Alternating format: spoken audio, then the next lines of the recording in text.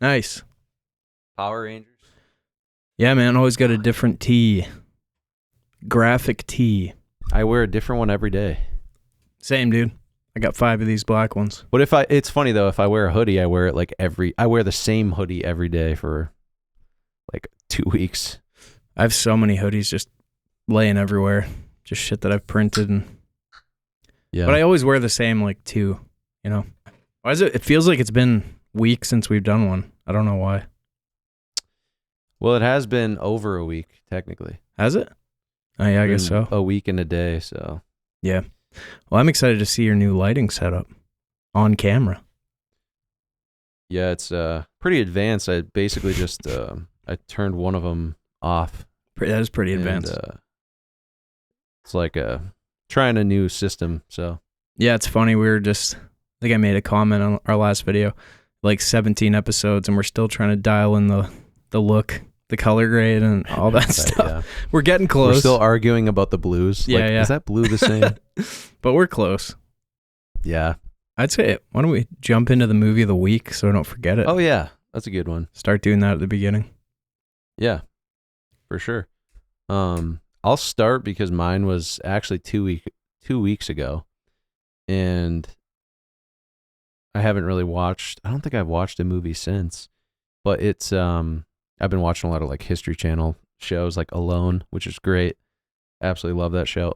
So Children of Men was the last movie I watched. Jake recommended it, said it was one of his favorites. It's really just kind of mind-blowing, like when you see some of the scenes, and really from like a cinematography perspective. And it's an emotional film, and it's kind of like that sort of post-apocalyptic style. Not really. A little bit of that, which usually I get a little, like, kind of wears me out a little bit. Like, you know, I've seen it in like so many of those, but this one is really interesting. It's like a great, interesting plot. Yeah, great recommendation from Jake and Tom, 2 guests of the show, both recommended it. So nice. Yeah, I realized I actually have seen that. I went to look it up. I think I watched it years ago. Yeah, it was cool. That's the one where it's like something about having kids, right? Yep. You're not allowed to, or basically something? Society's infertile. Okay. So yeah, there's like one, well, I'm not going to give it away, but something with that makes for a great story. And there's just some crazy cinematography stuff that's just really cool. But overall, great movie. Yeah, mine was definitely Mickey 17, which I think I told you about. And Micah brought it up on the last one we did with him. It's by the dude that did Parasite, Mr. Bong. I forget his full name. Bong Joon-ho? Yeah, that Bong guy. Joon-ho? Yeah. Yeah, I got his book, actually, right? Yep, the storyboard book. Yeah, man. Director. Yeah, it was just, I don't know. It's one of those movies that was like, that's just a film. Like, that's a real film. Like I have kind of a hard time sitting through movies sometimes, but that one I was like glued. Every shot, I was like, I had to pee so bad, but I didn't want to go. But in the theater. Yeah. And then, Robert Pattinson was, it was definitely my favorite performance I've seen of him. But yeah, highly recommend it. It's just like such a cool story. Yeah. So that was mine. I did watch Last Breath last night, that new Woody Harrelson. Pretty good. It's based on a true story, which is kind of cool. But what is like the general plot of that one? Because I've never heard of it. It's basically just like a diver gets like trapped kind of on the ocean floor, and they have to rescue him. And I he actually did see the trailer now that you said that. Yeah, he went like 40 minutes without oxygen and was totally fine, like in real life too. Yeah, it's pretty nuts. A lot of Wim Hof method, I'm sure. He was like passed out. I don't know how he was like fully unconscious. Okay. Yeah, I don't know how he survived. Insane. I think it was like a combination of temperature and depth or something, because it slows down your metabolism and heart rate. I don't know how it works, but wouldn't try it personally. No. You ever do the Wim Hof method? I have in the past. Breathing technique? I just do it. It like gives me a panic attack kind of. Like it's so trippy.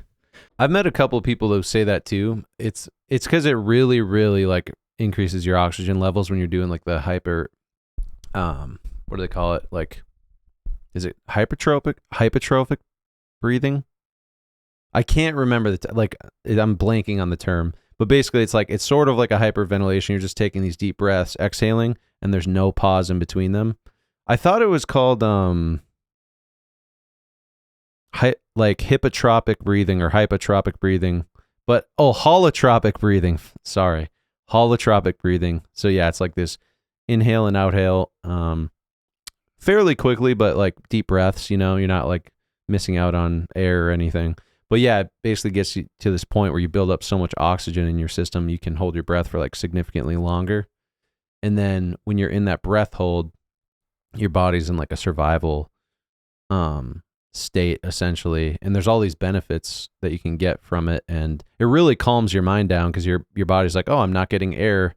I need to kind of clear my system out to kind of just optimize everything in my body to kind of recenter and refocus myself to like figure out how to get air. It's like you're tricking your mammalia brain or whatever you call it, mammalian brain, part of your brain. But yeah, sorry, totally spacing out today. Haven't had enough caffeine. But yeah, so I don't know. It's really cool. Like Wim Hof basically he was like injected with like this crazy, I think it was like E. coli bacteria or something. And he was able to like just push it out of his body at will, like through his like autonomic nervous system, which you're normally not able to control yourself, like purposely on command. But he was able to do that, like tapping into that reptilian part of the brain or whatever through this like breathing method that he does. And he actually had some other people try it as well with him in the study, and they were shown to also like push out the bacteria, which is insane. It is. So, yeah, I'm sure people have heard of him, but cool guy to look into for anyone who's interested in that kind of stuff. Does a lot of like ice baths and like cold shower stuff too, which he's the one who got me started on taking a cold shower every day. Yeah, I used to do that back in the day. It was nice. I haven't done it forever. Or I would just like turn it cold at the end for like a minute. Yeah, that's a good way to do it. Wakes you up for sure. It's way harder when you just go right into it cold. Yeah. So much harder. It's almost like a psychedelic experience. Like it's so insane. Like your body's adrenaline just spikes like crazy. But it does increase dopamine and norepinephrine, like I think for maybe like an hour or two after the cold shower. So that's why it gives you like a good mood boost and all that. Highly recommend it. As difficult as it is. But yeah, what have you been up to since the last time we talked? What have you been up to recently? Man, I've been grading Firelight, starting to grade it. Color grade. Oh yeah, you sent me some screen grabs. Yeah, man. Great. Yeah, it's been kind of nice to dive back into it, and yeah, color grading is, I don't know, that's like a whole thing, but it's, I don't know. But once you get it there and it starts to look good, it's just like super exciting. Sometimes it's hard. Like we talked about how, just like exposure and everything. And I feel like we learned a lot about exposure between, the stuff we've shot. But yeah, when it's exposed properly, it's so easy. You just push it and do whatever you want. Yeah, like lower contrast stuff that sits in that like right in the dead center exposure wise. Then you have all that like push and pull room with the shadows and highlights. But yeah, it's hard when you have like a high contrast scene. You're like, it's so hard to like manipulate it. All the low light stuff we've done too. It's like so much of it's at night, or it's just really hard. And also, yeah, just not getting noise. But yeah, man, I'm stoked. Totally. I think it's gonna be solid. And we've been working on planning the next shoot. Old Dog. Been rehearsing a bit too. So that's been pretty cool. Really stoked for that. It's been fun. It'll be my first non-creature role, so. Yeah, man. No, I'm excited. I mean, just from the stuff we've been doing, like read-throughs on Zoom, solid. I think it's going to be fun. Yeah, I think it's going to be like the most emotionally impacted, like, yeah, it'll have the most emotional impact of all the stories.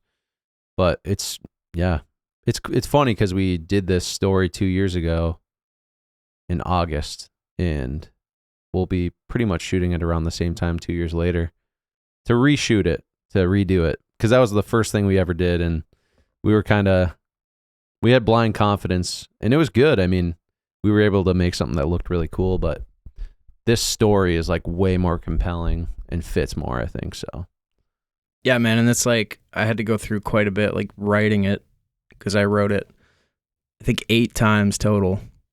Just Yeah. like wrote it, scrapped it, because I was just like, it's not there. Like, it's just the core of the story wasn't there, and I had to kind of figure out like what is it actually about, you know? Because I think at first it just started as like, oh, this is a cool story, like just kind of an interesting, creepy story.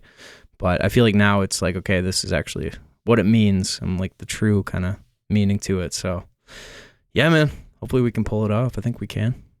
So Definitely. Yeah, it was one of those moments where you write something, you're like, oh, this is cool. Like, I could make this into a movie. And then you do it and you're like, oh, wait. Like, the structure and everything is so important to actually, like, lead the viewer, like, logically. Like, it's one of those things where, a book is just like a story you can read and it's compelling because you're building it in your mind. But then to actually put it on the screen, make it like a screenplay, it's a total different thing because we didn't have any dialogue in that. So it was just like you only had these visual cues to sort of lead you on this journey with Ethan. But yeah, it was tough, but I think this one was really cohesive, and I think it's going to look great. yeah, man, I think a lot of it's just going to come down to performance.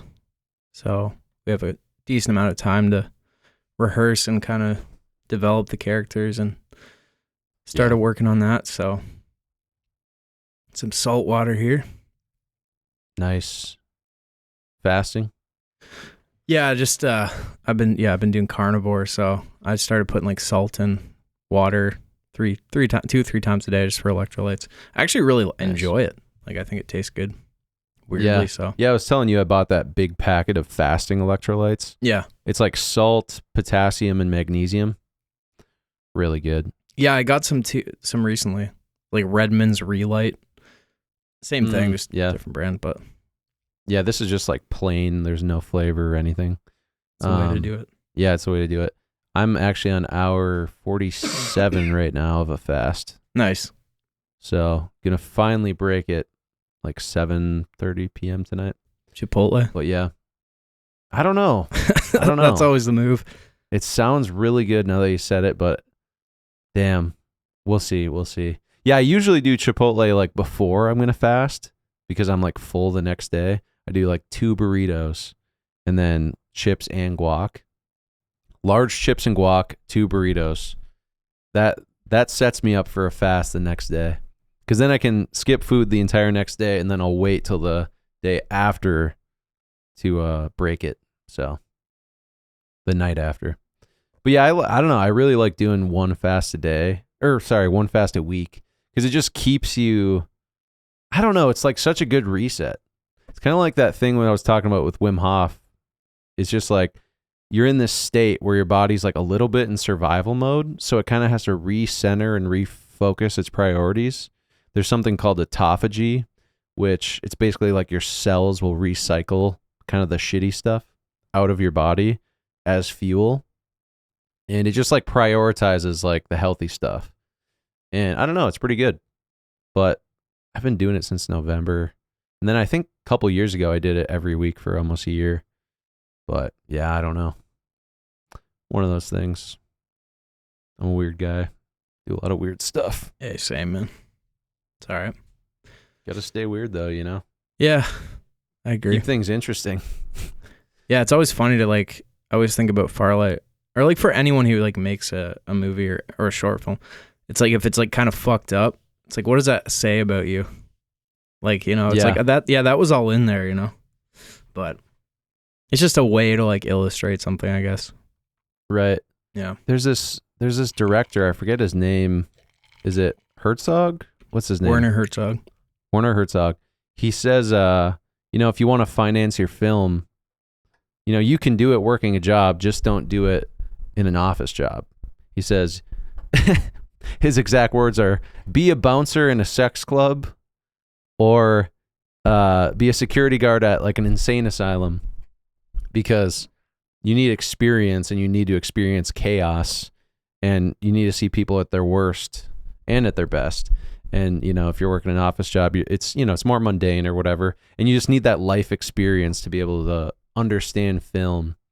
And I thought that was kind of like a beautiful thing, because it's so true. Like, you could just like leave a super normal life, go to film school and start making movies, but having experienced intense chaos and difficulty and adversity in your life is such a good precursor to like making art, you know?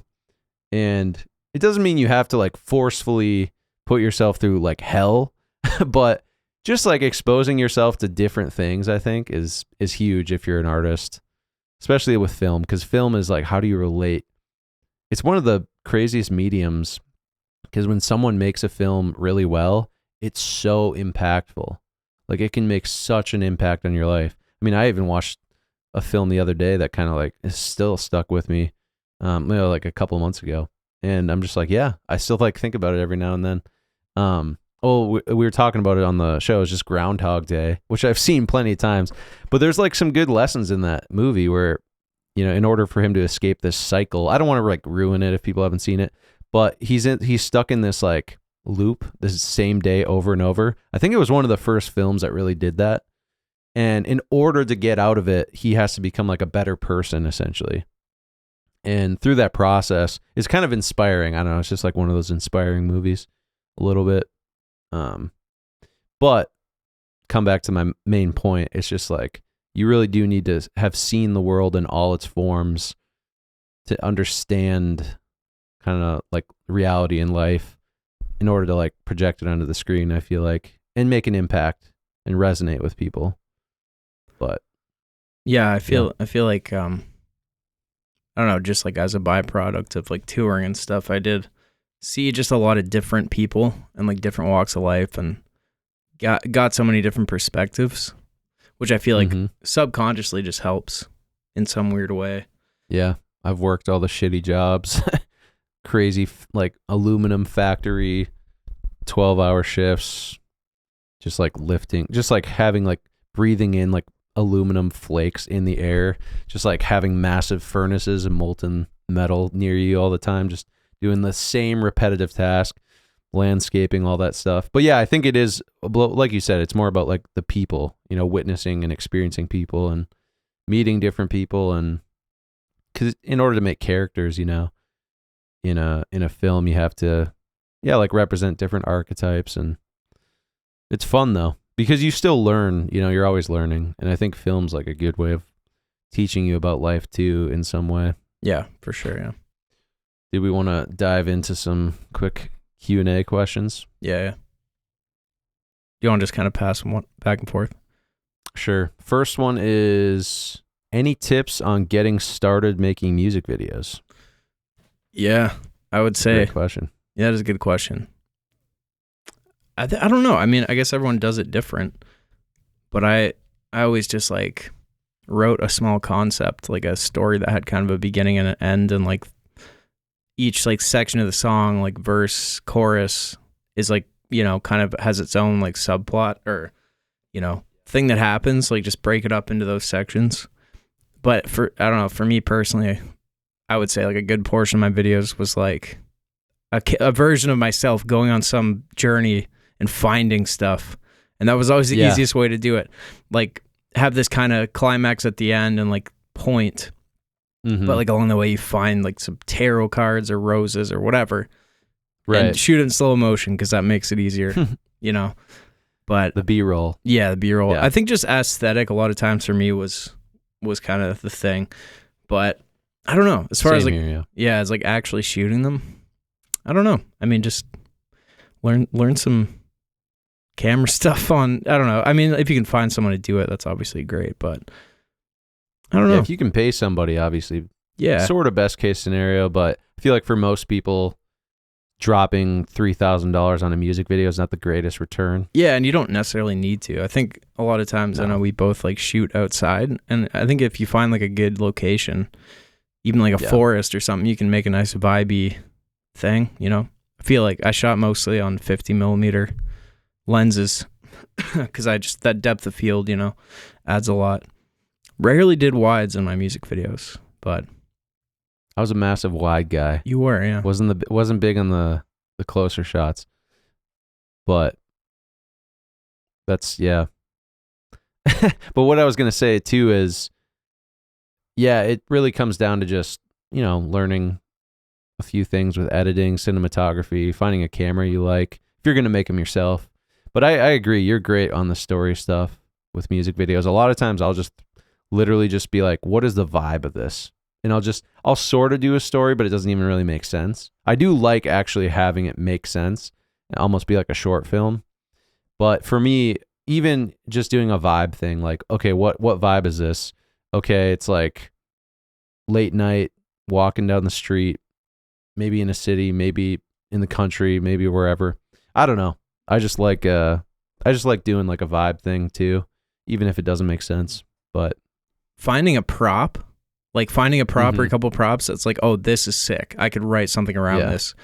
And, you know, like I think that's helpful too. Like a lot of my videos was just like props. And then you kind of write around that and make them mean different things, you know? 100%. Yeah.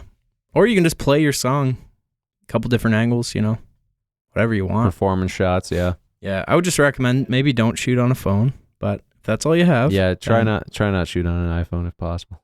And do it horizontal, you know. Yeah, for sure. We need that we need that landscape content back. We don't we don't want a vertical. But I mean, yeah, YouTube, you know.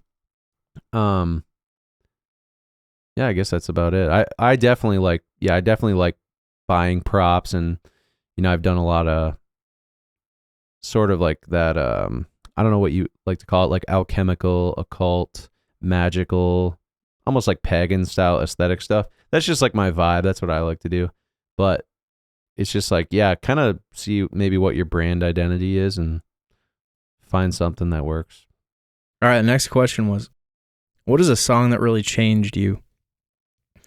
Jesus Loves Me. That's a good one.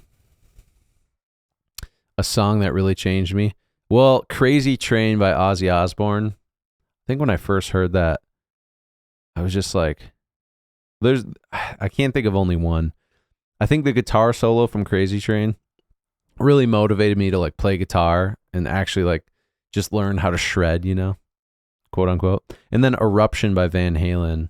I remember my best friend's brother, I saw him play that at like some school, I don't know, like a talent show or whatever. And he was like a senior in high school, and he played like some of it behind his back. It was just shredding. And I was just blown away by that. And that really like motivated me to play guitar and just learn how to do that kind of stuff. And eventually I did play Eruption by Van Halen at the 7th grade talent show, which kind of like changed the course of my life, sort of, because people saw me in a different light. Just totally changed like how I was perceived and sort of how I perceived myself, because it was a pretty big feat at like 12 years old to play Eruption. But I don't know. And then that and Crazy Train, and I don't know. Interesting. What about you? I've had a few throughout my life. I mean, the most recent, which was a long time ago still, would probably have been Nevermore by Nothing Nowhere. I just found that song at like a really just pivotal time and just listened on repeat. And it just, I don't know, some songs like, for me, they just kind of open you up and allow you to like cry or something, or just get emotion out for some reason. It's almost like whatever the frequency is in the song, like what the person was writing about, it's like it kind of aligns with yours in a weird way, and then just opens something up. That's the last one I remember. I mean, yeah, Secondhand Serenade stuff when I was younger, but it's been a while. I mean, Kate Rusby is another artist. She's from Yorkshire, I believe. She just makes beautiful like Celtic music. There's a song she has called Ghost. For me, it's always just sad, like, you know, emotional shit. But yeah, don't listen to much music now, though, like I've said. So what happens if you are experiencing out of body and you can't make it back, or end up in somebody else's body? I mean, it's what's that movie where that happens? Freaky Friday. Freaky Friday. There you go. No, Just watch the movie. It's all you need to know. Yeah. I don't know if that's like a serious question or more of like a joke one. But I don't know. I mean, well, I don't know. I don't think so. I don't think it's a joke because I've heard of people who are doing out of body stuff and have like struggled to actually like get back in their body. It's like when you have a dream and you like can't wake up. That's happened to me before, at least. I guess that kind of depends like what out of body is. Like if it's literal, I don't know if it's literal. Like, I mean, it's a weird thing because it's almost like it's like different dimensions, kind of like when you're meditating or trying to do that, you know, where it's like your being is almost somewhere else, but right. You're always still here. Like, I don't know. Your consciousness is probably all over the place at all times. And then when you go out of body, you just have a realization of that. And it's sort of like a phenomenon where you sort of exit your consciousness, your awareness changes, but your consciousness is probably in all places at all times, most likely. Yeah, I guess. In some way. Yeah, it kind of depends on on meta sense. Yeah, your fundamental beliefs about everything. Like if you already are everyone else. Yeah, I'm just assuming that's just my own belief. Yeah. So ending up in somebody else's, Josh tends to end up here in this room. I guess it's not somebody else's, but he's made a few appearances. Yeah. Interesting question. And then one more question here. Yeah, our last question. Would you rather lose all your memories or never be able to make new ones? My memory's already going, bro, so. Is it? I have like, it's just like long-term shit, or I'm like, I don't remember when this happened, or like, you know, like. It's an interesting question. I definitely would rather be able to make new ones, I think. Yeah. I wouldn't want to live the same day like over and over, which actually does happen to people. But then they don't realize that either. So it's not like it probably makes too much of a difference. But I definitely want to make new memories. I've had some good times, but I think the best times are definitely yet to come. For sure. Because if I think about my life now versus how it was in high school, or maybe not in high school, but, you know, in college, like college for me was like the most miserable time of my life. Like I just was so depressed and just hated everything. It was just I was just so out of place. Like I just can't even describe like how out of place I felt for like 5 years basically. So definitely would not hate to forget any of that time. I did like high school, but it was hard as hell, but I mean, it's just, I don't know.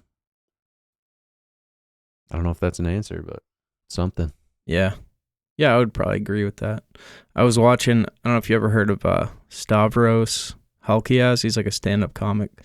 Yeah. He's my favorite. He's so funny, dude. I was watching something, I think last night, and he was just talking about like, if everyone gets a Neuralink put in, and like they start charging to access memories, like the memories behind a paywall and stuff. I'm like, that's funny. But who knows? Funny, dude. Get like an ad while you're trying to remember something. Just trying to like remember how to pee. Yeah. Like I'm in the bathroom like, oh my gosh. Yeah, he was 99 cents. Is it worth it? Or do I just try it out? Dude, 99-cent piss. That reminds me of in Europe, like all the gas stations across Europe, you have to pay to piss. It's like 50 cents and you have to go through this little like gate thing. And then on the way out, they give you a coupon for a free coffee, which I think is genius because that'll just make you have to piss again. And you just keep going. That's funny. It's an endless business model. It's perfect. It is. Create the supply and demand. Oh, it's so funny, dude. That's amazing, actually. That's amazing. You know, I wish LA charged you to pee. And the only reason I say that is because it already smells like urine there in a lot of places. And look, I don't actually wish that they charge you to pee in LA. I just wish that you could. I just wish that there was physical places to go. Because like one time I was at a donut shop. I was like, oh, I'm going to check out this like pastry shop. And I was like, oh, I kind of have to go to the bathroom. And I was like, oh, do you have a restroom in here? And he's like, no. And I was like, oh, do you know the closest one? He's like, yeah, like 2 miles down the road, there's like a Target. And I'm like, okay, well, it's 2 miles is a long ways in LA with traffic. I'm like, wait, I'm just screwed. Like, that's a terrible feeling. Hopeless. It's a terrible feeling. So yeah, I'm just saying it'd be nice if they had some like paid restrooms, because then they would actually, you know, I think the idea is they don't want people camping out in the bathrooms. So if they had paid ones, and it's like, I don't know, just an idea. I'm just trying to have a better time in LA when I'm there. Yeah. So $5. yeah. Oh, dude, last night. Do you ever listen to Dan Carlin, Hardcore History, his podcast? No, I don't think so. Yeah. Super incredible, well produced, put together podcast. I mean, it's nothing special. It's not like there's like music or sound effects, but just a really incredible deep dive into tons of stuff, all history stuff. And I actually paid for a series called Blueprint for Armageddon. It's about World War I, and super fascinating. And it was like great to fall asleep to. I finally like fixed my sleep schedule because of this podcast. I'm convinced, because history is one of those things where it's not boring. It's like interesting, but it's kind of boring. But it's like right in between where I'm like like it actually is engaging enough for me to want to listen to it because I want to learn. And it's engaging, but it's kind of boring. So like I'll slightly fall asleep. Perfect thing. Because I find like sometimes when I listen to certain podcasts, if it's too, if I'm too into it, like I really, really like it, it's hard for me to fall asleep because I want to finish the whole thing. Yeah. I wonder if anyone falls asleep to this. That'd be nice. Just relax. Yeah. Slowly. I think I have falling before. asleep. Sometimes I toss these on, like our podcast. Oh, totally. It's nice. Yeah. I've listened to at least one of our podcasts in the past. Yeah. At least one. I love the Christmas special. Yeah, man. Shout out oh yeah, we got to have the Easter special soon. Can't wait. Yeah, we got to get on that. Gonna have some surprises. Got some stuff planned. Do an egg hunt. Yeah. We got to have a magician on. I've been getting back into magic a bit. It's like watching Penn and Teller and watching tutorials. I'm like, man. Pulled out the deck the other day and was messing around. That'd be fun to have a magician on, though. Yeah. I know one. I should I'd love to. reach Chris out. Ramsey. That would be sick. Yeah. Like that would be sick, yeah. Yeah, his UFO channel's like really amazing too. He's a really cool guy. Canadian. Yeah. No, I love watching people do magic too. It's just one of those things, you're just like totally present and just captured by this thing. Just blows your mind. It's like you can watch a magic trick a million times and most of the time you're just not going to spot the thing unless someone explains it to you. Man, I started the beard and then I shaved. I was like, I can't do this. It's too it grows so fast. Forever gone. Yeah, dude. I was just like, I don't need to do this like 5 months in advance. Like, no, I don't think fine. So. I honestly think, I mean, it's totally up to you how thick you want to go. I feel like, honestly, it's like a couple of months, 2-3. Yeah, 2 months. It's like, it's got to be believable. He's been out in the forest by himself. True. For months. But that was actually one thing I was thinking about is like we have that first bit that's like 3 months previous. Yeah. And then we have the 3 months later. So I was like, oh, maybe we have to shoot that last to like trim up a bit or something. The previous one? Yeah, for sure. Yeah. Just thought about that. Little shit like that. You're like, oh, we have to take that into account, Yeah, you should be clean shaven for that first part, probably. At least somewhat. Maybe like stubble. Just a mustache. Just leave the stash. Oh, yeah. That would be crazy, dude. Do just a mustache character. That'd be funny. The mustache, it takes confidence like no other, I think. Yeah. Anyone who has a mustache out there, like, it's crazy. You're really confident. I'm not saying anything about it. I'm not saying whether it looks good, whether it looks bad. It's different for everybody. But if you're even like, yeah, I'm going to like have a mustache right now. Wow. That's confidence. Dude, I knew some guys with handlebars, mustaches, like Really? the fucking curly. Yeah, I knew some. Yeah, Damn, crazy that's man. intense. Pretty awesome though. That's good if you're like a bartender at a really fancy bar. Just get the curly mustache, get the beard, the nice groomed hair. Mix up the cocktails. I knew, yeah. I didn't know anybody. I've seen guys like that, and it's like, just wow. Dude, remember when I was a kid? I don't remember how old I was, but I was like pretty young still. I remember my dad came home one night and he had shaved his whole head. And like I Really? was fucking crying, dude. Like it freaked me out. Oh, really? Yeah, because he just never said anything, just came home and he's fully bald. And I was like, what? It was traumatizing. So you didn't even know if it was him, kind of? I think, yeah, I was like, it's just because it's like you look like such a different person, Yeah. which is kind of, obviously now you wouldn't care, but interesting as a kid. He rocks it though. That's insane. That's awesome. Yeah, it reminds me of that thing called like the spotlight effect where you think, like, let's say you have a full head of hair and, you know, no beard. And then you think, okay, if I shaved my head and I grew a beard, I would look so crazy, so weird because you're not used to yourself being that. But then if you were to go to a store and someone saw you bald with a beard, even though normally you have long hair with no facial hair, people would just be like, oh, that's how you always look. Yeah, exactly. It's So weird. no one would think anything of it. Like it would not be weird at all. You would just look totally normal to everyone else. And that's just a crazy thing to think about because we're always like thinking everyone's looking at us. Everyone cares about how we look like or how we're dressed or Dude, I they're know. judging me. They're judging me. And it's like, no, they're not. Everyone's thinking about themselves.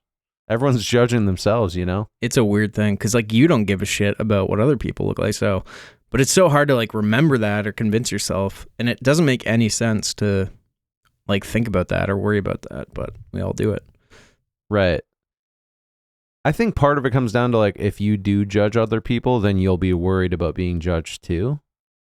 So part of it, I think, it actually is like kind of an interesting thing. It's like maybe if you judge people less, you would also get judged less. And I don't know. It's interesting. It's kind of like karma, you know? You're basically like judging them saying that they're looking at you. So you've already decided. It's so true. Yeah. Interesting.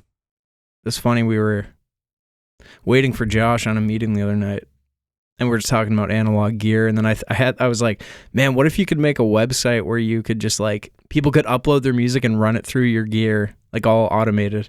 And then you found one that actually does that, which is crazy.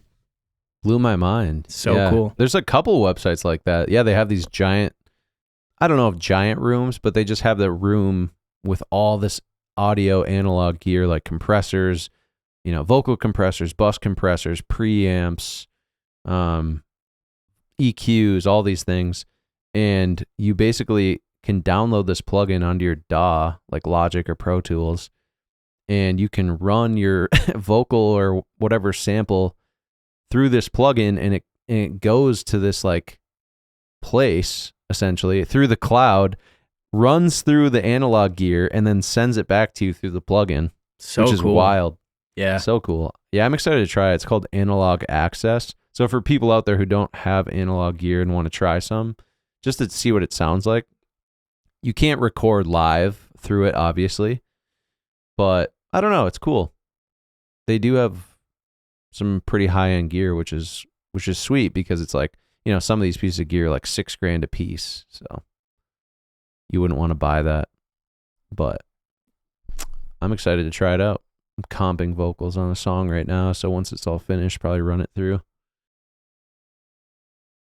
But yeah, you ran a mix of mine through the bus compressor, and it just sounded great. It did, yeah. She was punchy. Super punchy, just a little bit of natural saturation and warmth. Yeah. Definitely hear it on the drums, for sure. Oh, yeah. Yeah. And the vocals, actually. Yeah. I heard. Yeah, man. Yeah, I got to get back into recording. I had a patch where I was like going hard and all the momentum, but haven't in like a couple weeks, but I'll get back into it. I'm just glad I got started on the album, so. Well, everything's sounding great. I was cranking Blessed Are Those in the car the other day, and the Tesla just ripping Blessed Are Those. Yeah, you sent me a video. Man, it was so good. Yeah. The chase was stuck in my head for like 3 days. I don't know. I was wrong to believe. Yeah, that one. Yeah, crazy fucking. I always thought it was that the stars. I thought it was that the stars ever felt down for me, but it's that the stars ever fell down for me. Yeah. You know, like when you think you know a lyric to Oh, a yeah. song and you've been singing it for like 10 years, and then you find out like you were totally wrong about that lyric. Yeah, dude. Yeah, that was one of those moments for me. Fuck. I should re-listen to that. Yeah. Yeah, I remember that whole time. It was like crazy. Being signed to Epitaph and shit. Like going into their office working on that artwork with the guy. Yeah, it's so good. I love that artwork too. It's the Hermit. The Hermit. Yeah, the tarot. Which also Hermes Trismegistus from like the Hermetica and Kabbalion. It's like, you know, the Emerald Tablet stuff. Hermes is this figure that you see across like multiple cultures, and he's kind of like the sort of, he holds the wisdom and the mystery. And that is Hermes, like the hermit on there, which is just cool. It's got the sun and the moon, all the dichotomy and alchemical stuff. I was always really into that. So yeah, I think that album, then those music videos, I was like, damn, this is like exactly all the shit I'm really into. I feel like that was the main connection point. Honestly, like some of your music videos and just all the aesthetics, I was like, this is exactly the things I'm into. And I guess it's kind of popular today, like the Wicca stuff and I don't know, witchcrafty like books, and like it's like a hobby. It's like an aesthetic hobby. But and then it actually ties in with all the manifestation stuff too, which I've always been into. So it's like a crazy, I don't know. Yeah, the first conversation I remember having with you on Instagram was about, I think it was about the Black Magic camera, if I'm not mistaken. Like that I remember. But I think we talked about cameras. Well, I think the demons feature was probably the first time we talked. Yeah. But then we started talking about camera gear. Because I had got a Black Magic Pocket, and then I saw that you bought one, so I was like, oh, yeah, it's awesome. I love it. Still a good camera. And then you got the Ari after that, and yeah, I was just talking about that with the director I had a meeting with earlier today. I think I want to see about having him on, but yeah, we were just talking about that. Definitely. The old Ari and the red and all that. It's nice when you can talk about cameras with someone who knows about them. That's we're like so obsessed with cameras. Yeah. Sometimes I feel like I'm more obsessed with cameras than most like camera people I've talked to almost. I just get so detail obsessed. Dude, for some reason, most camera people that I've talked to always talk about how much their like gear sucks. Like how much cameras suck. Yeah. It's funny, dude. It's like they resent their gear. It's just... Well, I'm about to go to NAB, the National Association of Broadcasting, I think. They have a conference in Vegas. It's April 5th through the 9th.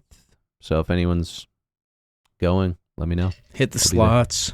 Hit the old slots, smoke a cigar. But yeah, I'm excited to see the gear there. They've got the Blackmagic 17, the Ursa 17K 65 millimeter sensor IMAX. It's like the first like consumer IMAX camera, I think. Because the Alexa 65, I don't even think you can buy it. I think it's rent only. I think there's another, maybe Panavision has one. Yeah, I think so. So, but I don't think you can buy those. So, I think this might be one of the first, if not the first, 65 millimeter sensors, or whatever the heck it is. I think it is 65, maybe 70. But I'm absolutely stoked to see that thing. Dude, did I ever tell you that I talked to Panavision about renting lenses for Farlight before I met you? That's right. Yeah, Panavision Canada, right? Yeah. They whatever lenses that they only rent out, but they use them on like It and a bunch of horror movies. But they actually weren't that expensive. I was surprised. Really? Yeah. Do you remember what they were? The price? Yeah, it was like $1,000 for a week or something like that. Like it was not that much for gear. So yeah, I forgot about that. Yeah, they have incredible optics. Yeah, I like that they make custom lenses for people too, like for directors and projects. Really cool. Yeah, I think they made like a day for night filter for Nosferatu. I'm not sure if they actually ended up using it because they didn't get it in time, but I know they did use a filter for that day for night moonlight stuff. But man, the Panavision anamorphic stuff is crazy. Yeah, it is crazy. It might have been the anamorphics. Oh, yeah, really? I think it might have been. Yeah, that I was talking about. Yeah, Cabin in the Woods was actually, I think cinematography was Jaron Blaschke, which is the Nosferatu Robert Eggers guy. But M. Night Shyamalan directed it. It has the guy from Guardians of the Galaxy in it. What's his name? The big muscular guy. Can't remember his name. I don't know. Dave Bautista. Oh, yeah. Oh, you're talking about A Knock at the Cabin Door? Oh, Knock at the Cabin, right? Yeah, Knock at the Cabin Door or something. That was a weird movie. I think Jaron Blaschke's the cinematographer for that. But it's so funny because there's like certain people that will do stuff. Like, so it's weird because I knew I liked Jaron Blaschke's cinematography, but then there's also other movies I love cinematography of. But it's funny because I like found out that he did other movies that I'm obsessed with the cinematography. So I'm like, oh shit, I just really like this guy, I guess, apparently. Didn't even know. Was it Knock at the Cabin? Yeah, Knock at the Cabin. Dude, when I saw that, like anytime I hear like, okay, it's an M. Night Shyamalan movie, I expect like a twist at the end. Right? Because that's kind of his thing. And I was watching that, like, just what is it going to be? What is it going to be? And then there wasn't one. I was like, oh my God. Like I was like, really? I could tell it was ending, and I was like, okay, is it coming? Is it coming? And then there wasn't one. But that was my bad. The Village, dude. I love The Village. Yeah, that's a good one. It's a classic. Really good movie. Joaquin Phoenix too. Yeah, dude. He's one of my favorite actors. I just love, like, I don't know, man. I love actors that when they do interviews and stuff, like they're just super kind of awkward. You can just tell they're like not as comfortable as when they're acting. I just think that's so cool. I don't know. It is cool. Or like Keanu Reeves, really quiet, introverted guy. I like that. Woody Harrelson, yeah, because I mean, not to like offend anyone out there if this is your personality, but yeah, it's like whenever someone plays a really deep emotional character and then they're in an interview and they're like super bubbly and like happy and extroverted, and they're kind of like the theater. They have like the theater energy, theater kid energy, which isn't bad. But sometimes, you know what I'm talking about, the theater kids, they can get a little wild and peppy. For me, I'm just like subdued, chill person. So whenever someone with like a ton of energy and they're super happy and bubbly and they're like singing and don't be happy, like, man. Yeah. I know what you mean. What are you doing? The world is way harder than. No, I'm joking. No, I envy those people a lot. But it's just like whenever you see someone play a deeply emotional character and then they're like kind of obnoxious and like eccentric in interviews, or just like a little rude too. Not even just like bubbly, but just like maybe rude. You're like, dang it. Fuck. I really liked their character in this film, but it's had a coffee spill, yeah. Dang, dude, I washed myself. I was during one of the podcasts, I took a massive sip. I saw a huge drip, but I never noticed it, and it just kept going down my sweater. I didn't notice that. I don't know what episode it was. It was when I was wearing the light blue sweater. So yeah. I don't know what episode, but yeah, no.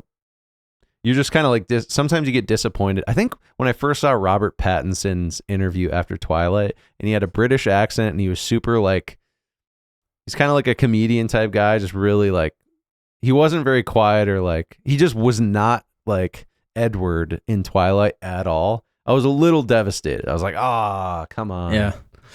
I always felt like I love when you get to hear like an actor talk about their approach to acting, like just because I think sometimes a lot of them don't talk about it, but when you get those like actors on actors, or like the round table episodes, because I don't know, I just find that really interesting. Because I remember is it Bill Nye, the guy that plays Davy Jones in Pirates of the Caribbean? Bill Nye the Science Guy. Yeah. I can't remember. Or Skarsgård. No, it's Bill. Oh, it might. Bill Nye. It's like a Y on the end. I think okay, that's who it yeah. is. But he was talking about it, and the interviewer was asking about like moments where he's like, you know, crying and all that, like emotional, and they're like, how do you get there? And he's like, I don't feel anything. It's just pretend. Like there's nothing going on inside of me. And I was like, that's so interesting, because then some people are like, they're really into the craft and they gotta like evoke it all. But I was like, there's something to be said where you can just get there, like just the appearance of it, you know? And I don't know, I just find that interesting, and like that you're just doing it for the audience. It's not about you at all. It's just like projecting this kind of like emotion. Yeah. But it's just like completely fake. I just Putting on an act, man. Totally. It is interesting. I don't know if that's something I could do. I feel like you would almost have to feel it. But then sometimes there is emotions. I think you said an acting coach told you this. There's some emotions, maybe some lines of dialogue you're never going to relate to. You're never going to be able to say authentically through your own voice. You're just going to have to put on a character, put on a mask, like adopt a personality. You know what I mean? Yeah. My previous acting coach, he was really good. He was really good, and he was in some shit like The Walking Dead and other random stuff. But Sons of Anarchy, right? Yeah, I think so. But yeah, his approach was so intense, and it was like, you're never gonna relate to this dialogue. Like the first kind of instinct is like, okay, how do I like make this sound real or feel real? And he basically was like, you essentially rewrite the entire script. You rewrite every line of dialogue to personalize it to you. So when you're saying those words, you basically rehearse them with your own, even if it's a completely different situation. And in your head, you're saying your own. So it's like those words don't have any meaning. Like you're attaching your own meaning to them. And it's just interesting, man. And then like every character you replace with somebody that you know or someone from your life. So it's not you're like not in the story, actually. You're like in your own. But that's, you know, that's one approach, right? And so like, yeah. So you're not relating to it, but yet you are. Yeah, you're in like a trying to relate to it in that sense. Yeah, it's like different ways of doing it. That's actually true. There's been certain times where I was practicing. We had this thing where I think we were running through new random scripts every week for a while, and there was definitely times where I had to think of a certain person in my life, like if there was lines that were kind of like pissed off. Like I was pissed at you, the character I was reading for was pissed off at your character. I would definitely think of people in my life that have pissed me off and like how I would react to them in a heated situation, which is not common for me, but maybe as a kid or like when I was younger, you know, siblings or like parents or whatever, friends that you get mad at. Like I kind of think of them, like I remember thinking of them sort of when I explained something and I was like, oh yeah, that actually came across how I would have sort of reacted, because otherwise it's like impossible. Yeah, it's like I don't know, try to think, like it was kind of this one exercise where he was like, if the dialogue is like I'm good, you know, you would kind of say that, but then if you think and imagine like I'm not good at all, I'm good, and you say it kind of out of that place, it's like completely different. Like just the way you deliver it is different. But yeah, it's I don't know, man. It's fascinating to me, like figure out what works. I don't know. Yeah. And some directors don't let you rewrite the dialogue at all. So you kind of have to, because like some people offer more freedom. I know the guy who made the Bob Dylan movie, the director, I think he just let Timothy go all out and be like, yeah, just kind of like do whatever you're feeling. Like I'll just follow. Like cinematographer, like, yeah, we'll just like follow like what you're doing. And kind of set up the lighting so it works to like move within the scene. But then Robert Eggers, one of my favorite directors, he's like, we're doing everything exactly as planned and you will not deviate from it whatsoever. Which, you know, and the movies are amazing. They're flawless in a sense, in my opinion. Not flawless, but they're really good. But they're different. They're different things. So I don't know. I think there's magic in both. For sure.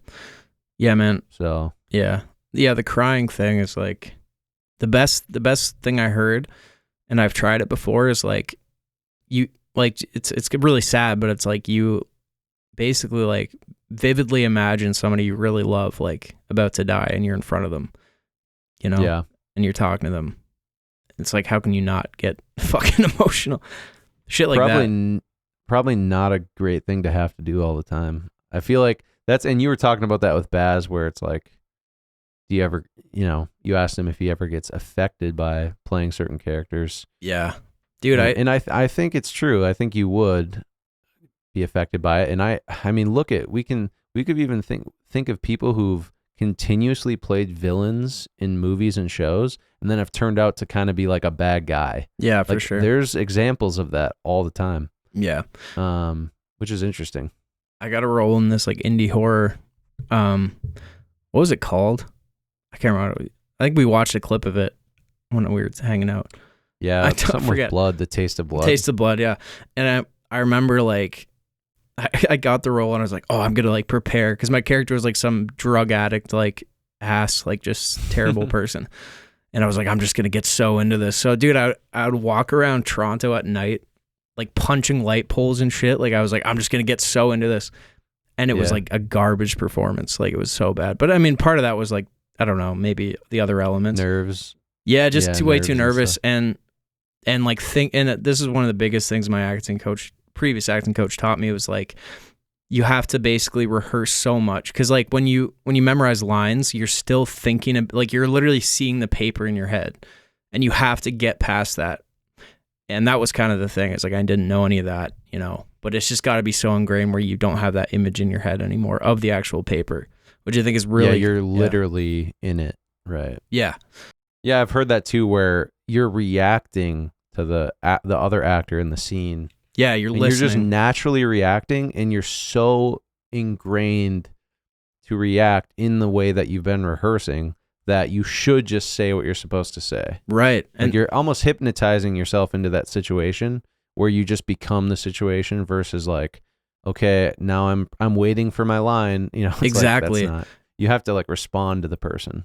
Like when you're rehearsing, he was like from the get-go, like forget the punctuation, forget it. Like don't rehearse it how it's written. Like basically imagine you're talking to like a close friend at like 3 a.m. like in a bar where you like don't give a shit. You're just, if it's like an angry line, like you don't say it like that. You just say it. Because he's like, when you start rehearsing it a certain way, it gets stuck, like just like you said. And you subconsciously think you need to say it this way or time it this way. And, yeah, I mean, I still do. It's like when you see like the 3 dots after a line, you like want to pause, right? And then just stuff like that, or like an exclamation point. But yeah, it's interesting. Like the more you can let stuff go, it's like the better it is. So, I mean, I'm still learning all that shit, but. Totally. Yeah, I'm excited to see what happens with Old Dog, because that'll be, not only will be the first time I'm like playing something with dialogue, but it'll be really the first thing in Farlight where you're sort of playing not as much a character, not a wonky son of a gun, but more of just yourself in a way, natural. Sure. So that'll be, in everything we've read so far, it's like I'm like, wow, this is nice. Like I can see where this is gonna go. Yeah, dude. It's just great so far. It's always that like, okay, once you get in the moment and the camera's there, can you get there? Can you literally 100%. Like forget that the camera exists? I think for us, since we have so much practice now and just comfortability with each other, I think we'll get there. Hopefully the podcast. It's just such a improvement, and like not improvement, but just like it's like this story is. I think about the dialogue we did last time. Yeah, it's just gonna be like such an elevated version. Yeah, for sure. What we were doing. 100%. Dude, I've been watching that Alone show on History. I have History Vault. I just subscribed to it. Man, I love it. It's like so good because everyone just like has a camera, like their own camera that they just like film themselves, and then I think like they just like get batteries sent to them like every 7 days and like storage stuff. But it just these people just struggling, and it's funny because you would think the biggest struggles like finding resources, finding a shelter, basic survival, like finding food, and those are difficulties for the people. But when it really comes down to it, basically what it is, it's like 10 people survive as long as they can, and then the last person standing that didn't call for help wins like $500,000. But it's funny because it never really comes down to like food or water or shelter or resources. I mean, those things are really difficult to get out there. British Columbia, I think Vancouver Island up actually in Canada is where they did the first 2 seasons. and it's rough up there. But the main thing comes down to, can you literally be with yourself and only with yourself for like months? And that is the biggest torture for people, is being alone and not having human contact. Even these people who, they're trained wildlife survival experts, essentially. Like, they teach, some of them, that their job is to like teach wildlife, or survival in the in the woods, stranded, if you get stranded somewhere. But it's all about the mental game. So it's crazy. And then they get like these like visions and downloads from being alone for like 50, 60 days plus. And you listen to what they're saying, and it's kind of profound, and you're like, wow. And just knowing from experience, like when you're in nature and there's no one else out there, and there's no phone, there's no internet, there's no contact, like you get the wildest like downloads from the universe. And so I listen to like everything they're saying, like, and I take it seriously, because I'm like, this is a profound thing like you're thinking of right now after day 50 in the woods alone, because there's nothing else. There's no distraction. Yeah, I gotta check that out. So it's like, yeah, it's really good. I've been watching the new Righteous Gemstones. I don't think you've ever seen that, right? Oh, no, I haven't. Oh man, it's one of the funniest shows. Oh wait, sorry, I was just thinking of Eastbound and Down for some reason when you said that. Same guy. I don't guy. know why. Same guy. Oh, it's the same guy. Danny That's McBride. why. Yeah, dude, those shows are so fucking funny, man. Like, and he was on total different thing though, right? Different show, same comedy style, just insanely over the top, offensive. Like, and he was on Theo Von, whatever, the other day, and he was talking about that, how it's like, as far as like writing stuff that's insanely offensive or just like over the top. He was like, you can get like in trouble for just like tweeting shit like that, but he's like, when you actually go and like make something, it's like, usually you don't, you don't get like shit on as much. I mean, there's some people, but he was just saying like, yeah, like you just have to accept that that's part of it. But I love those guys that are just willing to like write and, act in that insane shit. It's just, I love that. No filter. Yeah, man. No self-censorship whatsoever. Just like flow state. Well, I think because it's like the funniest things are on the edge of like the fact that you shouldn't say something is part of the reason it's funny in contexts like that. And that's what people have to understand. It's like, I get it if it's something that, it's something that you take personally because of an experience you had. I get it. But the reason it exists and that comedy is out there is because it's on that line of like, if you say this, like, like sometimes like a lot of people will think a certain thing, but they won't say it. Yeah, exactly. They don't want to get canceled for saying it or whatever it is. It doesn't matter. And it's like when someone else just does, you're just like, oh my God, that's hilarious. Like they're not caring at all. But it's like Trailer Park Boys. It's so fucking hilarious because there's no filter. It's just raw, like, and then, you can relate, I can relate to some of the, like, just the vibes, like the trailer park vibes with just swearing your ass off, smoking cigs, drinking liquor, just down, like, it's just so authentic. It's so authentic, even though it's like totally, it's way too ridiculous to be authentic. But there's so much like authenticity to it in the same way. Dude, the first time I saw Trailer Park Boys, I didn't know if it was real. Like I was like, this seems like completely real. It's crazy to remember like in those shows, like they're still acting because it does not seem that way. But then it's like, if that's what you do all the time, I guess in a way you kind of become that. I don't know. Mm-hmm. But yeah, so cool. So good. Yeah, 100%. But yeah, we should be having a guest next week. Guest episode. Yep. If all goes as planned. Should be great. Yeah. Got to get some more guests on. Yep. Probably do every other. Yeah. Good schedule. Yeah, let us know in the comments too if you have any other questions or guest suggestions or whatever. Yeah. We'll probably we can do a Q&A every now and then. So some of these questions, we didn't pick like every single question out there, but most of them we covered. Yeah. But if you don't see a question answered, it might get answered in a drop them podcast or two later. Yep. So absolutely drop those comments. Absolutely drop them. I still have some leftover stock of Drawn to the Sky merch too for anyone who's interested. selling out the remaining inventory before the new spring summer drop 2025. Nice. New music soon as well. But check out that Amber Forest merch. Check it out. Yeah, I gotta work on a song for this month. I haven't done that. We'll get something going. We'll just collab on a K-pop song together. Yeah, we could do that. Just sing it in Korean. Yeah, I'm in. I'd be down. I mean, that would be sick. You're supposed to diversify. Yeah, 100%. Or Russian. So. Got a comment about Spotify in Russia. I've been learning. I've been learning German, by the way, recently. That's been a new thing. Forgot to talk about that. Don't know anything. Couldn't say. I mean, I could say, I've just been learning on Duolingo. And Duolingo is like, it's really easy. You can just like learn every day, 5-10 minutes. And then you got to keep your streak going. So, dude, imagine just do a film in like a different language. That'd be cool. That'd be crazy. Yeah. Man. Maybe Canadian. Well, there's French Canadian. True. That's like the only. Did you hear a lot of people speak French? I guess that's more of like the Quebec. Yeah, it's just the one part for the most part. Yeah, Quebec. Yeah. Not like super common around Ontario. I mean, they have French on all the signs and labels, all that, but. Oh, really? Okay. Yeah. Not as much. Probably the shortest pod we've released. Yeah, I know. That's all right. So, yeah, thanks for tuning in again.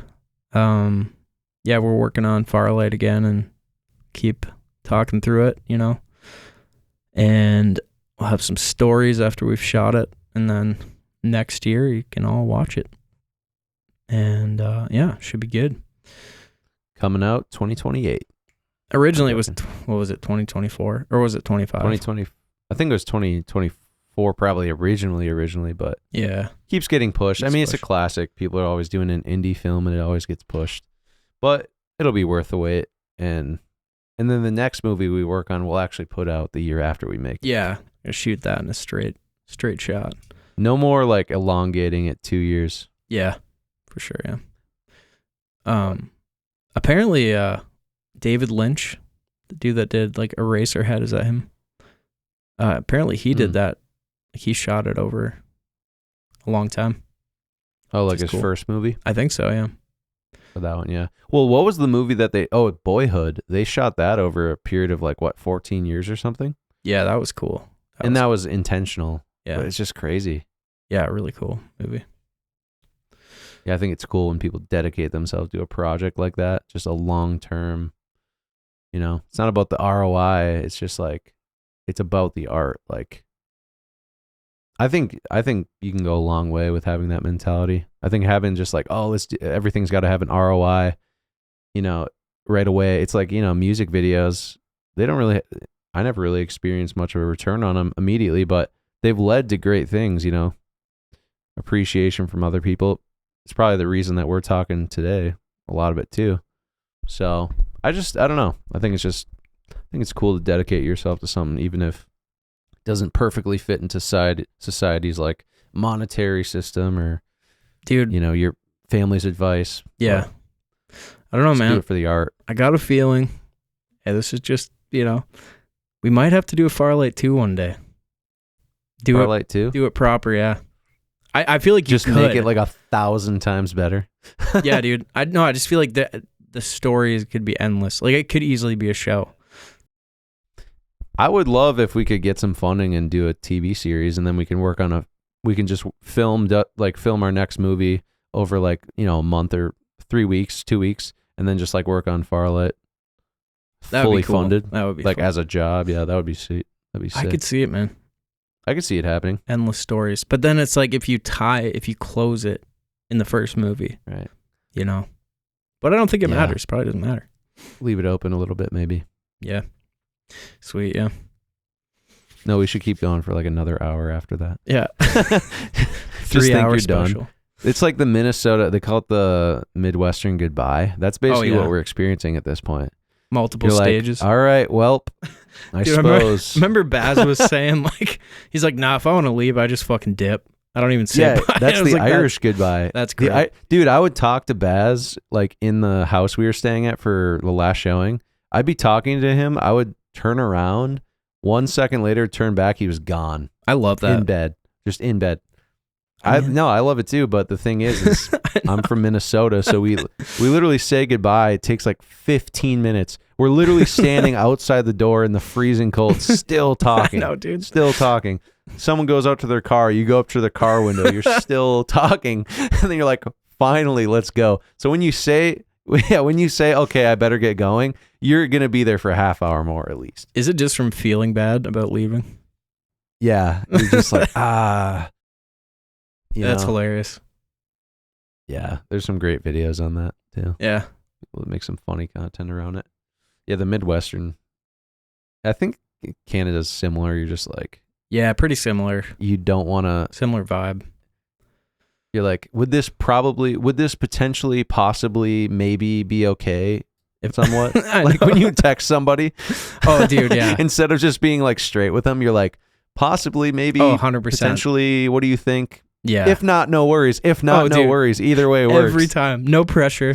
Just no pressure. So no rush. I do that all the time, dude. Same, I literally like, it's so funny. I've had like people not from Minnesota be like, dude, you have to stop. Just tell me what you want. Just be very direct. I know. I'm like, dude. I can't be direct, dude. I have to beat around the bush for like 5 minutes. Yeah. I do that shit too. Yeah. Funny, man. Even with like people that you're close with, still do it. Mm-hmm. Totally. Yeah. So funny. Yeah. You gotta set. If you're gonna ask someone a question, like if you need something from them, you have to set it up for like 10 minutes. I remember the other day you're talking about me like running your songs through my compressor, and you kind of did that. I was like, dude, it takes 2 minutes. I don't mind. Funny, yeah, dude. I'm sure I did it. Just feel bad a bit. No, I'm the same though. Anytime, even if I ask you or Josh or Micah something, I'm like, why do I don't know. Or like, dude, like you set it up like, man, I wonder if it would be kind of cool. Like you set it up. Yeah, dude. But really you just be like, hey, can like you do this for me? Elaborate thing you come up with. Or if you're staying at like a close friend's house, you're like, is it cool can I shower? Like, is that all right? Like, you mind if I go to bed? Yeah. Like, it's so funny. Yeah. Dude, I remember when I asked you to do the shorts the other day, I think I set that up for I think dude. I sent like 6 texts afterwards being like, yeah, I would be able to do it, but there's like this reason. Yeah, I know. It's so funny, man. But it literally was as simple as I'm not able to do it today. Like, do you mind doing it? Yeah, dude. I had to like justify it like 10 times over. It's so funny, man. I don't know. There is like a innocence in that. But yeah, I think if it's 2 people that are both like that, you just have to be like, okay, we don't have to do this. I know. It's fine. It's still impossible. It's I don't know. Yeah. It's kind of funny though when you see it in other people. Like it's kind of nice because you're like, the intention is good because you do feel bad about asking for something, or you do feel responsible for, it's not like it's not like you're honest. You're not trying to manipulate the situation. You're genuinely concerned about having to take someone's time for sure away or inconvenience them. Like you're genuinely concerned with that. It's not like, oh, I'm just manipulating you to make it seem like it's nice. But it's like, no, I'm genuinely concerned that I have to, I'm concerned for your time being wasted by my request. Yeah. It's so true. So it comes from a good place. Yeah. No, it does. Or when someone like does that to you or like says something kind of like ambiguous, but you know what they want, or know what they're going to ask. Yeah. It's like, yeah, sure, I can do that for you. Yeah. It's just funny. You get good at reading people when you are so indirect. You really know how to read people because you're just like, yeah, I know exactly what they need. Yeah, that's funny. It's funny if someone's going to listen to that, like when we were about to end the podcast and they're like, all right, they shut it off. Meanwhile, there's 20 minutes more. Yeah, we did the goodbye on the podcast. Yeah, we did. Funny. Sweet. Well, yeah, it's been a good one, been a pleasure. And hit the sub, almost at 200. And hit the like, or don't, whatever. Hit the share, whatever you want. Really, it's fine. Hit that bell. Hit the bell. No one's hitting the bell anymore, but if you could just hit that bell, God, that would be awesome. We'll do like a little tutorial screen recording of how to do it. Yeah, how to throw it up. how to move the mouse to that area and just like Yeah. put pressure on the mouse. Yeah. Sweet. Well, yeah. Tune in next week for a guest and check out the merch shop. Check out the Farlight trailer, teaser trailer. If you want. If you feel like it. No worries if not. No, totally fine. Totally fine. And yeah. Either way. Yeah. All right. I'm calling it, boys. All right. All right. Catch you in the next one. Yeah. Well, thank you for tuning into the pod. Thanks for watching, and we will catch you in the next one. Peace. All right. Peace. Stop and record.